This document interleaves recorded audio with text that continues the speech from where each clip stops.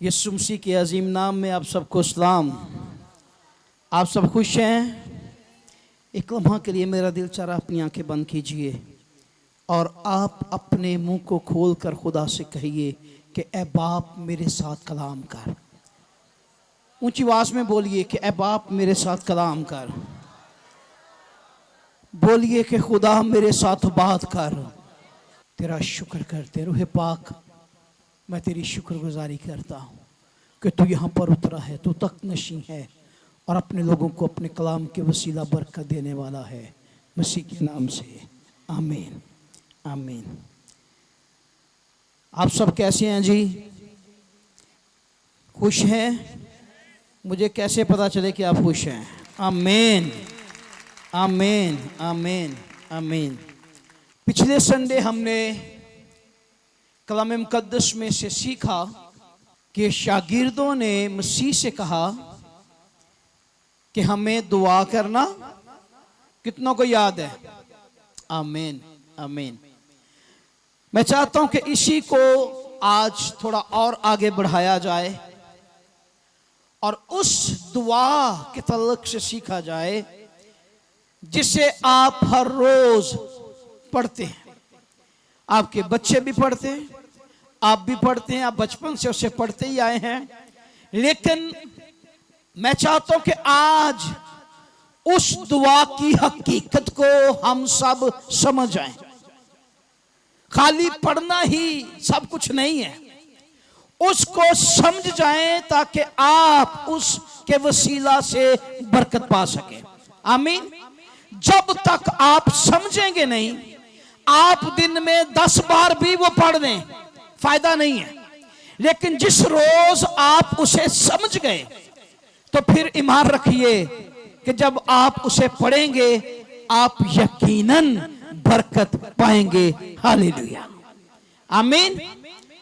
तो आइए कलाम मुकद्दस को मेरे साथ खोलिए। मत्ती की मार्फत लिखी गई यीशु मसीह की अंजील, उसका 6वां बाब और उसकी 9वीं आयत से लेकर उसकी 13वीं आयत तक कलाम मुकद्दस में से पढ़ेंगे। साइमन शहजाद आएंगे और वो पढ़ने में हमारी रहनुमाई करेंगे। कलाम मुकद्दस की तिलावत के लिए साइमन शहजाद आएंगे और वो कलाम मुकद्दस को हम सब के लिए पढ़ेंगे। तो आए हम सब मिलकर पढ़ेंगे मत्ती की अंजील, उसका 6वां बाब और उसकी 9वीं ता 13वीं आयत। बस तुम इस तरह दुआ किया करो, ऐ हमारे बाप तू जो आसमान पर है, तेरा नाम पाक माना जाए, तेरी बादशाही आए, तेरी मर्जी जैसे आसमान पर पूरी होती है ज़मीन पर भी हो। हमारे रोज़ की रोटी आज हमें दे, और जिस तरह हम अपने कर्जदारों को माफ़ किया है, तू भी हमारे कर्ज हमें माफ़ कर, और हमें आजमाइश में न ला बल्कि बुराई से बचा, क्योंकि बादशाही और कुदरत और जलाल हमेशा तेरे हैं। आमीन आमीन। सब बोलिए आमीन। आज हम कलाम मुकद्दस में से मत्ती उसके 6 बाब पर गौर करेंगे। बस तुम इस तरह दुआ किया करो कि ऐ हमारे बाप तू जो आसमां पर है, तेरा नाम पाक माना जाए। मेरे ख्याल में आज हम इसी बात पर रुकने वाले हैं, क्योंकि पूरी दुआए रबानी एक दिन में इस पर हम बात नहीं कर पाएंगे क्योंकि एक लंबा टॉपिक है। तो आइए लफ्ज दुआ पर पहले गौर करते हैं। कई बार पहले भी मैं दुआ के तल्लुक से सिखा चुका हूं, लेकिन आज स्पेसिफिक दुआए रबानी, जिसे लॉर्ड्स प्रेयर भी कहते हैं, दुआए रबानी के तल्लुक से हम बात करने वाले हैं। लफ्ज दुआ जो है, इसका मतलब है खुदा के साथ दिली मोहब्बत का इजहार करना। क्या करना?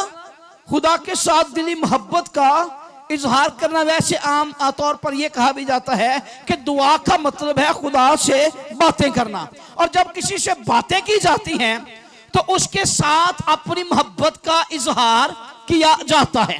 लेकिन दुआ के लिए मैं यूं कहूंगा कि खुदा के साथ अपनी मोहब्बत का, दिली मोहब्बत का इजहार करना, खुदा के साथ एक होने को दुआ कहते हैं। इस और उसके कदमों में झुकने को भी दुआ कहते हैं, और उसकी कदम बोसी यानी उसके कदमों को चूमना, इसको भी दुआ ही कहते हैं। और फिर इससे बढ़कर कि आप खुदा से अपने दिल की बातें कहें और उसकी सुने, इसको भी दुआ कहते हैं। और खुदा के साथ रफाकत रखना जो है, इसको भी दुआ कहते हैं। और सबसे बढ़कर आपका खुदा के साथ एक मजबूत रिलेशनशिप होना जो है, इसको भी दुआ कहते हैं। दुआ के कितने मीनिंग मैंने बताए। इन सारे लफ्जों को, इन सारी बातों को आप दुआ के सीगा में ले सकते हैं। लेकिन यहां पर मैं ये कहना चाहता हूं कि खाली यही बातें दुआ के लिए काफी नहीं है। ईमानदार की जिंदगी के लिए दुआ एक ऑक्सीजन है। सुनिए तवज्जो से, ईमानदार की जिंदगी के लिए दुआ ऑक्सीजन है। जैसे इंसान ऑक्सीजन के बगैर यानी सांस लेने के बगैर जैसे इंसान जिंदा नहीं रह सकता, वैसे ही ईमानदार जो है ये दुआ के बगैर जिंदा नहीं रह सकता। यानी ऑक्सीजन जो है, यानी दुआ या ऑक्सीजन जो है, ये ईमानदार की जिंदगी का हिस्सा है, रूहानी जिंदगी का हिस्सा है ये। अगर ईमानदार जिंदा रह सकता है तो वो दुआ के वसीला ही जिंदा रह सकता है। कोई सांस लेने के बगैर आप में से जिंदा रह सकता है? हाँ, सांस बंद यानी ऑक्सीजन बंद तो जिंदगी बंद। अगर ईमानदार की दुआ खत्म हो जाए तो समझ लीजिए ईमानदार की रूहानी जिंदगी जो है ये खत्म हो जाती है। रूहानी जिंदगी का सारा ही दारोमदार जो है ये किस पर है? ईमानदार की दुआ पर है। आइए थोड़ा सा और आगे बढ़ते हैं। लूका उसके 11वें बाब में लिखा है कि फिर ऐसा हुआ, दुआ के तलक से इसको बढ़ाएंगे। फिर ऐसा हुआ कि वो किसी जगह दुआ कर रहा था। कौन? यीशु मसीह। लूका उसका 11वां बाब जरा निकालिए। उसमें लिखा है फिर ऐसा हुआ कि वो किसी जगह दुआ कर रहा था। उसके शागिर्दों में से एक ने उससे कहा, ऐ खुदावंद, जैसा यूहन्ना ने अपने शागिर्दों को दुआ करना सिखाया, तू भी हमें दुआ करना सिखा। दुआ सीखने के लिए दरख्वास्त की गई है। और इसको अगर हम गौर से पढ़ें और इस पर गौर करें तो ऐसा लगता है जैसे शागिर्दों की जिंदगी के अंदर दुआ को सीखने के लिए तड़प नजर आती है। और वो तड़प क्या है कि जब यीशु मसीह दुआ करता है तो मोजज़ात होते हैं।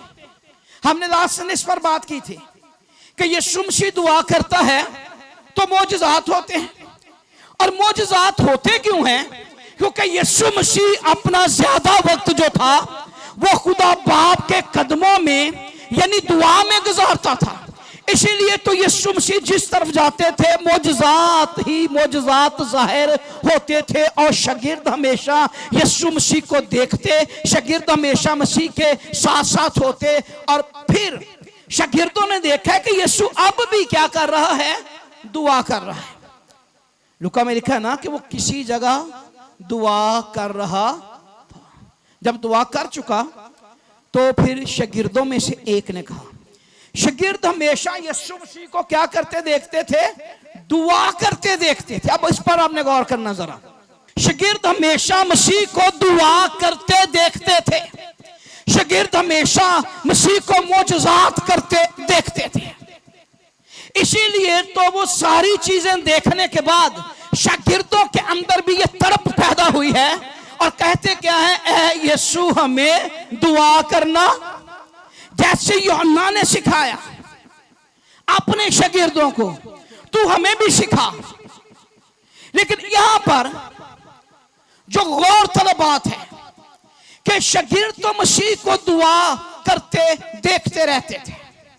कभी आपने एक्सपीरियंस किया हो कभी आपने अपनी जिंदगी में तजर्बा किया हो, कभी आपने अपने घर में इस बात का तजर्बा, इस बात का एक्सपीरियंस किया हो कि आपके बच्चों ने कभी आपसे आकर कहा हो, पापा जी हमें दुआ करना सिखाइए। कभी आपकी बेटी ने आपसे कहा हो कि मामा जी हमें दुआ करना सिखाइए। शागिर्दों ने क्यों कहा?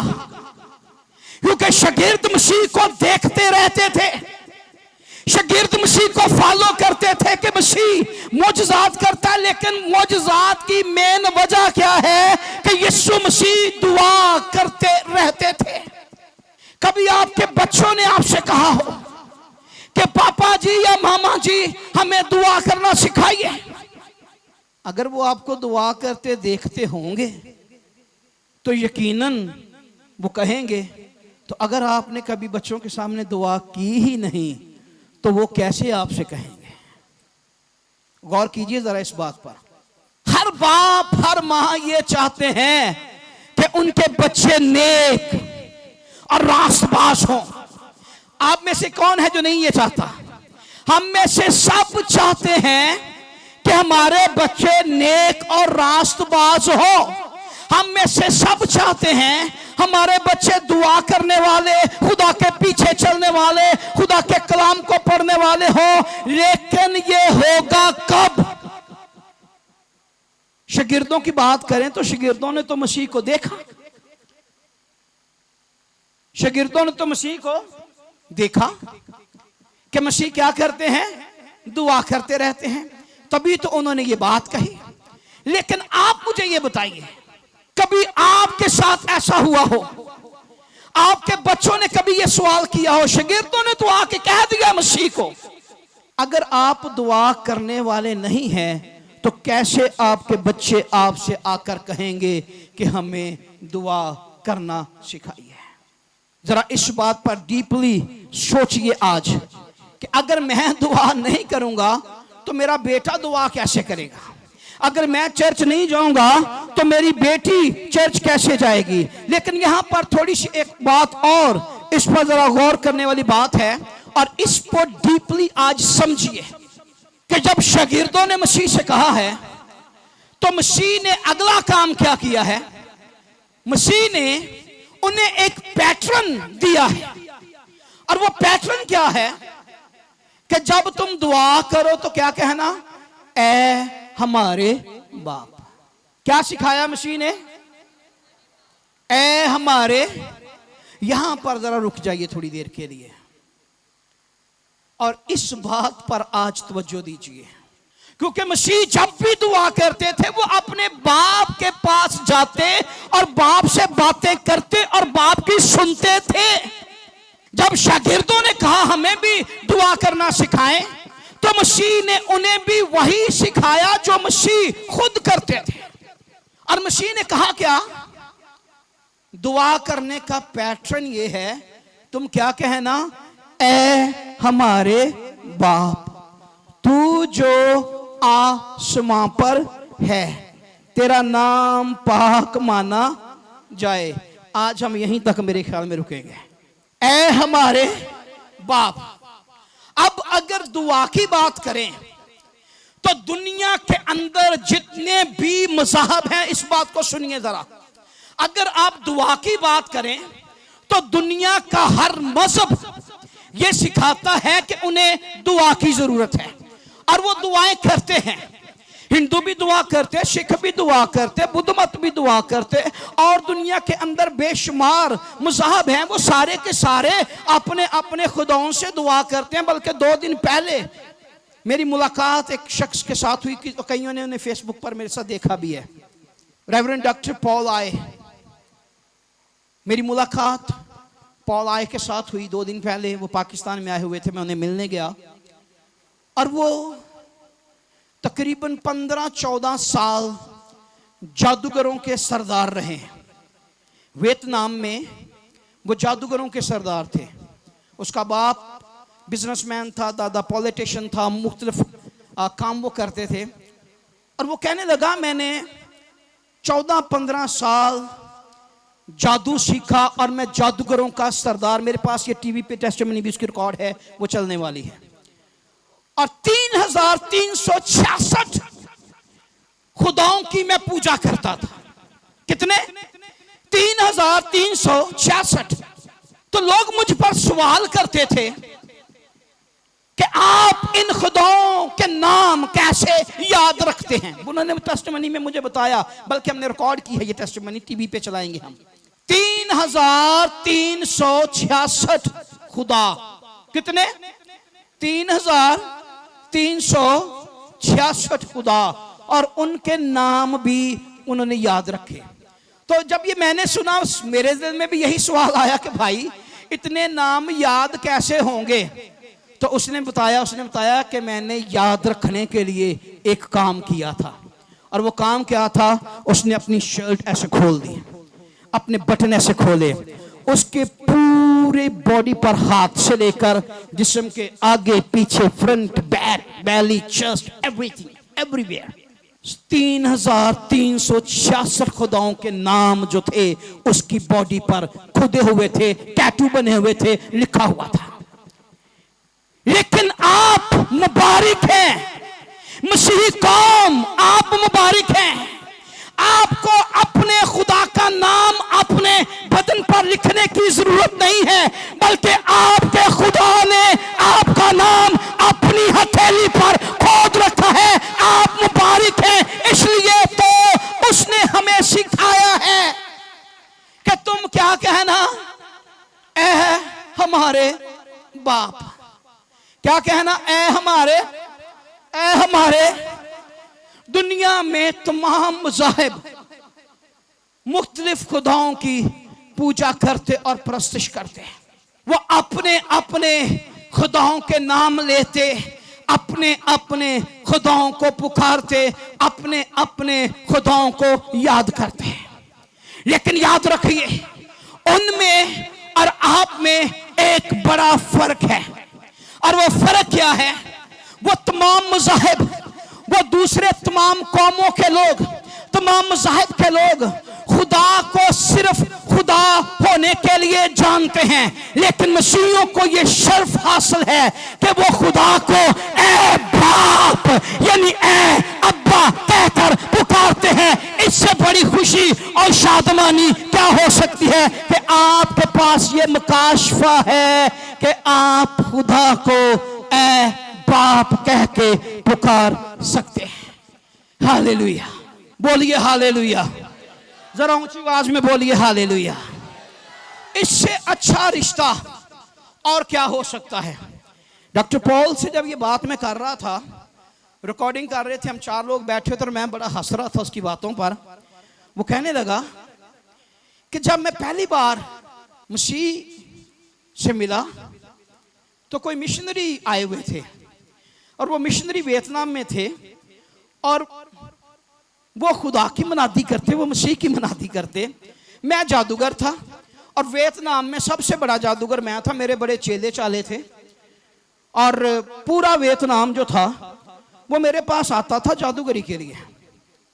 और जब मिशनरी आए, वो यीशु का नाम लेते थे, और एक रात उन्होंने बिशारती मीटिंग की, और मेरे कुछ लोग भी वहां पर गए, और वो कहने लगे कि जब यीशु का नाम लिया उन्होंने तो वहां पर मोजज़ात का दरिया बह गया। और मेरे चेलों ने आकर मुझे बताया, मेरे शागिर्दों ने बताया कि डॉक्टर पॉल, हम बड़ी मुसीबत में आने वाले हैं। मैंने पूछा क्या हुआ? कहते हैं कि यहाँ पर कोई मिशनरी आए हैं अमेरिका से या किसी दूसरे मुल्क से, और वो यीशु का नाम लेते हैं और लोग मोजज़े हासिल करते हैं और लोग गवाहियां देते हैं। तू चल अपनी आंखों से वहां पर आकर देख। कहता है कन्वेंशन से 3 दिन दी। पहले दिन तो मैं मिस कर दिता, दूसरे दिन मैं गया, मैंने अपने 3366 खुदाओं को अपने साथ लिया। मैंने कहा चलो आज हम मसीहों की इबादत को रोकेंगे और उनके खुदा को रोकेंगे ताकि कोई मोजज़ा ना हो। कहता कि मैं मोटरसाइकिल पर था, मैंने अपनी मोटरसाइकिल खड़ी की, आगे बढ़ा, चुप करके मैं देखता रहा ये हो क्या रहा है। कहता होना क्या था? वहां पे तो एक शोर मचा हुआ था, वो गाते जाते थे, वो नाचते जाते थे, वो एक ही काम करते जाते थे, हालेलुया यीशु जी की तारीफ करेंगे, हालेलुया यीशु जी की तारीफ करेंगे। कहता मैंने कहा ये कैसी इबादत है, ये कैसा खुदा है जिसके लिए ये इतना नाच रहे हैं, गा रहे हैं। लेकिन थोड़ी देर के बाद जब मिशनरी स्टेज पर आया, उसने कहा अगर कोई मौजदा लेना चाहता है तो अपनी बीमारी की जगह पर हाथ रखिए। और जैसे ही उसने दुआ किया, कहता मेरे शागिर्द, मेरे जादूगर ਜਿਹੜੇ 14 ਸਾਲ ਤੋਂ ਮੇਰੇ ਕੋਲ ਜਾਦੂ ਸਿੱਖ ਰਹੇ ਸਨ, ਉਹ ਭੱਜ ਕੇ ਸਟੇਜ ਤੇ ਚਲੇ ਗਏ। ਉਹਨਾਂ ਕਿਹਾ ਸਾਡੇ ਇੱਥੇ ਦਰਦ ਸੀ, ਅਸੀਂ ਠੀਕ ਹੋ ਗਏ, ਮੇਰੇ ਰਸੌਲੀ ਸੀ ਉਹ ਗਾਇਬ ਹੋ गई। मैं हैरान कि मेरे जादूगर यीशु ਦੀਆਂ गवाहियां दे रहे सन। उसके बाद मैं परेशान भी हुआ, और जब परेशान हुआ मैंने घर आया, मैंने सारी रात घुटनों के बल बैठकर अपने 3366 खुदाओं को पुकारा। 3300, एक सेकंड, एक फिगर मेरे ज़हन में आ गया है। आखिरी 2 लफ्ज़ 6 और 3 को जमा करने कितना बना 3 और 3 6, आखिरी 66 और पहले 3 और 3 6, यानी कि क्या बना 666। ये तो अदती शैतान का था। कहता मैंने 3366 खुदाओं को साथ लिया। अगले दिन मैंने कहा आज इस इबादत को रोक देंगे। मैं आंदा मोटरसाइकिल से उतरा, मैंने मोटरसाइकिल पर हाथ रखा क्योंकि वहां पर चोरियां बड़ी होती हैं। ऐसे हाथ रखा मैंने मोटरसाइकिल पर, मैंने अपने 20 खुदाओं को कहा, मैंने दुआ की और मैंने कहा कि 20 खुदा मेरी मोटरसाइकिल की क्या करेंगे, हिफाजत करेंगे। मैंने 20 खुदाओं की ड्यूटी लगा दी कि तुमने मेरी मोटरसाइकिल की हिफाजत करनी, कोई चोर इसके चुरा के ना ले जाए। थोड़ा आगे बढ़ा, आगे जनरेटर पड़ा हुआ था। कहता मैंने फिर हाथ रखा जनरेटर पर, मैंने 20 खुदाओं को बोला आज तुम इस जनरेटर को क्या करो, खराब करो ताकि बिजली ना हो और इबादत ना हो सके। कहता 20 मैंने उस काम पे लगा दिए। फिर मैं चर्च में चला गया, मैंने उनके जितने इंस्ट्रूमेंट थे ना, कीबोर्ड, बाजा, तबला, ड्रम, मैंने सब पे हाथ रखा। मैंने कहा कि 20 खुदा अब इन औजारों को, इन साजों को क्या करो, खराब करो ताकि ना ये बजे और ना प्रस्तुत हो और ना ये गाएं और ना ये नाचे। कहता मैं अब देख रहा था पीछे बैठ के कि मेरे 60 खुदा जो हैं अब ये काम करेंगे और मैं मजा करूंगा। कहता 3 घंटे मैंने इंतजार किया, मिशनरी आया, उन्होंने जनरेटर स्टार्ट किया, लाइट आ गई। मैंने कहा मेरे खुदा तो जनरेटर खराब करने के लिए मैंने खड़े किए थे, लगता वो बिजी होंगे। जनरेटर चल गया। कहता म्यूजिशियंस आए, उन्होंने आते कीबोर्ड ऑन किया, ड्रम वाले ने ड्रम बजाया, उन्होंने गाकर प्रस्तुत करना शुरू कर दी। कहता मैं परेशान, मेरे 60 खुदा कहां चले गए। कहता मैं इस बात को लेकर परेशान हो गया। कहता जब इबादत हो गई और उन मिशनरीज ने कहा कि आज आखिरी दिन है हमारी कन्वेंशन का, अगर आपके दिल में कोई सवाल हो यीशु मसीह की जात को लेकर, अगर आपने शिफा पाई है तो आइए आप हमारे साथ बात कीजिए, हम आपके लिए दुआ करेंगे और मसीह आपके सवालों का जवाब भी है और आपके मोजज़ात का बानी भी है।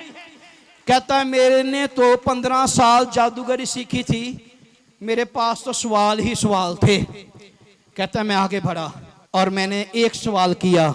मिशनरी ने ऐसे बाइबल उठाई और मुझे कहा कि पौल आए, इस बाइबल मुकद्दस में तेरे सारे सवालों का जवाब है। कहता है मैंने बाइबल देखी तो वो इतनी सी थी, इतनी सी, लेकिन मैंने 15-14 सालों में 3 किताबें पढ़ी थी। किन की? बुद्ध मत की, जादूगरी की, और एक किताब इतनी बड़ी थी। 3 किताबों को अगर एक दूसरे के ऊपर रखा जाए तो 1 मीटर ऊंची बनती हैं वो। तो मैं हंस पड़ा, मैं क्या, मेरी 3 किताबें इतनी मोटी मोटी, आप इतनी सी किताब में से मेरे 15 साल के सवालों का जवाब दे देंगे मुझे। लेकिन कहता है मैंने वो बाइबल ले ली, अपने घर आया, मैंने बाइबल पढ़ी, खोली, मुझे समझ ना लगी, लेकिन एक बात मेरे दिल में थी कि मिशनरी ने कहा जिसे दुआ करनी नहीं आती वो आज रात कहे ऐ बाप मुझे दुआ करनी सिखा दे, ऐ बाप मुझे दुआ करनी सिखा दे, रूह पाक मुझे दुआ करनी सिखा दे। तो कहता है मुझे और तो कुछ याद नहीं था, लेकिन एक गीत मेरे ज़हन में चल रहा था जो चर्च में गाया जाता था। वो क्या था? मैं यीशु के नूर में सा चलूंगा, पीछे चलूंगा, दिल से गाऊंगा यीशु मेरा। मुनन जी आमीन, मनन जी मसलूब। कहता है मुझे सिर्फ यही बार बार आता गया, यही ज़हन में आता जाए कि मैं यीशु के नूर में से चलूंगा। कहता मैं अपने घर नहीं पहुंचा, खबर पहले पहुंची कि वियतनाम का सबसे बड़ा जादूगर जो है उसने यीशु मसीह को कबूल कर लिया हुआ है। खबर पहले पहुंची। मेरा बाप परेशान, मेरा दादा परेशान। हम वियतनाम में सबसे अमीर थे। दादे ने कहा मैंने क्या सुना है ये कि तूने मसीह को कबूल किया? वो कहता आपने ठीक सुना है। दादी ने कहा आज रात तेरे पास सोचने का वक्त है, सोच ले। कल सुबह ना तू इस घर में रहेगा और ना तुझे जायदाद में से कुछ हिस्सा मिलेगा। सुबह 8 बजे तू मुझे जवाब देगा कि यीशु के पीछे चलना है या बुद्धे की परस्तिश करनी है। कहता सुबह 8 बजे जोर से दरवाजा खटखटाया। मेरा दादा गुस्से से लाल पीला हुआ था क्योंकि अमीर शख्स था, दुनिया की दौलत माल सियासत में बड़ा नाम था। कहता उसने मुझसे पूछा तूने क्या फैसला किया?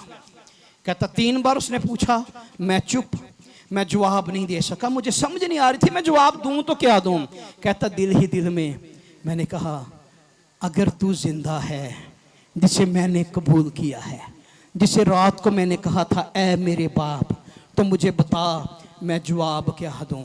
कहता जवाब तो मुझे नहीं आया, लेकिन एक बात फिर मेरे दिल में आई और वो क्या थी? उसने कहा तूने फैसला क्या किया मुझे बता। कहता और कुछ नहीं, मैंने यही कहा मैं यीशु के नूर में सा चलूंगा, पीछे चलूंगा, दिल से गाऊंगा यीशु मेरा मुनन जी मसलूब। कहता इतनी बात मैंने की, दादा समझ गया कि ये बंदा वापस नहीं लौटेगा।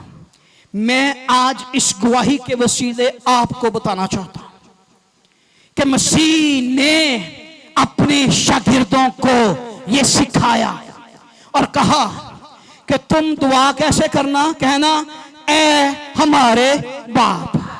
कौमें उम्मतें खुदा को सिर्फ खुदा जानती हैं, वो अपने खुदाओं के नामों से वाकिफ है, लेकिन आपके लिए बबरकत बात यह है कि आप अपने खुदा को बाप कह के पुकार सकते हैं। हालेलुया, आमीन, आमीन।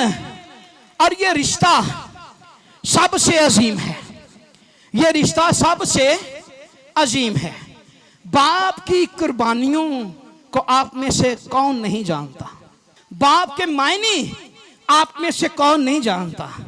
बाप उसे कहते हैं जो अपनी औलाद को दुख में ना देख सके, जो अपनी औलाद को मुसीबत में ना देख सके, जो अपनी औलाद को तकलीफ में ना देख सके, जो अपनी औलाद की आंखों में आंसू ना देख सके, जो अपनी हर खुशी को कुर्बान करे और अपने बच्चों की सारी खुशियों को पूरा करे, उसको क्या कहते हैं? बाप कहते हैं। इसीलिए तो कलाम मुकद्दस यूहन्ना की मार्फत लिखी गई अंजील उसके 15वें बाब के अंदर ये लिखा है मेरी खुशी इसमें है कि तुम्हारी खुशी पूरी हो जाए। और ये कोई और नहीं कह सकता बल्कि बाप कह सकता है, बल्कि आसमानी बाप ने ये आपके लिए कहा है मेरी खुशी इसमें है कि तुम्हारी खुशी पूरी हो जाए। आमीन, आमीन। तो इस रिश्ते को समझने के लिए या इस रिश्ते का इस्तेमाल करने के लिए हमें सबसे पहले इस बात को जानना है कि क्या हम उसके बेटे या उसकी बेटियां हैं कि नहीं। हाँ, बेटे या बेटियां हैं कि नहीं। याद रखिए, एक बात करके आगे बढ़ूंगा। ये बाप जो लफ्ज़ है ना, ये रिश्ता है। ये क्या है? रिश्ता है। ये क्या है? बाप का जो लफ्ज है, बाहर वाले भी सुने, बाप का लफ्ज जो है ये नाम के लिए इस्तेमाल नहीं होता। ये किसके लिए इस्तेमाल होता है? रिश्ते के लिए। किसके लिए इस्तेमाल होता है? रिश्ते के लिए। कभी किसी ने अपने बच्चे का नाम बाप रखा है? अगर किसी ने रखा है तो दसो मैनू। लेकिन एक हमारे गांव में ये ड्रामा जरूर हुआ। हमारे गांव का ये ड्रामा मैं आपको बताने लगा हूं। मेरा दोस्त है नन्नो छन्नो, इनको पता है, मेरे भाइयों को पता है। और उन्होंने एक ऐसा ड्रामा वहां पर छाया हुआ था कि उनकी फुफ्फो उनके घर के नजदीक रहती थी। तो बेटी जवान थी, तो बेटी का रिश्ता होने वाला था। तो उन्होंने उसका नाम पता क्या रख दिया? जो उसका सही नाम था उसको पढ़ा दिया कि तूने अपना नाम जो है ना, ये नहीं बताना, तूने अपना नाम बताना है बाजी। हाँ, क्या बताना है? बाजी। जो भी तुझसे पूछे ना तेरा नाम क्या है, तूने आगे से क्या कहना है? मेरा नाम बाजी है। क्या है मेरा नाम? बाजी। अब बात बढ़ती बढ़ती थोड़ी और आगे बढ़ गई, और बात यहां तक बढ़ गई कि उन्होंने कहा जिसका नाम सही बताएं। उसने कहा मेरा नाम है ही बाजी है, मैं आपको क्या बताऊं। उन्होंने जब बात की पेरेंट्स से, उन्होंने बोला कल को इसकी शादी हो जाएगी तो इसका हस्बैंड इसको क्या आवाज देगा? बाजी तरह होता है। इसका नाम बताएं, इसका नाम क्या है? हाँ, उन्होंने कहा जिसका नाम क्या है? बाजी। और क्या बताना इसका नाम? कि बाजी इधर आओ जरा। फिर एक और बात, हमारे स्कूल में, बच्चों के स्कूल में गांव में होते थे प्रोग्राम। तो हमारे स्कूल में वो सालाना शो करते थे, मैजिक शो। तो वहां पर मैजिक शो में एक बंदा जो था वो आया, वो जादूगर जिसको कहते हैं। और वो कहता था कोई लड़का आकर दरमियान में बैठे, क्योंकि जादूगर अक्सर करते हैं ऐसा। तो वहां पर हमारे रिश्ते में हमारा मामू लगता है पतरस, पति पति उसको कहते थे, वो भी स्कूल में था। वो कहता जी ये बच्चों ने तो नहीं आना, मैं आके दरमियान में बैठ जाता हूं। जादूगर ने बोला जी आप बैठे। कहता जी अपना नाम बताएं। तो बंदा वो शरारती था, वो कहता जी मुझे तो सारे गांव में अब्बू अब्बू कहते हैं। क्या कहते हैं मुझको? मुझे तो सारे गांव में कहते हैं अब्बू।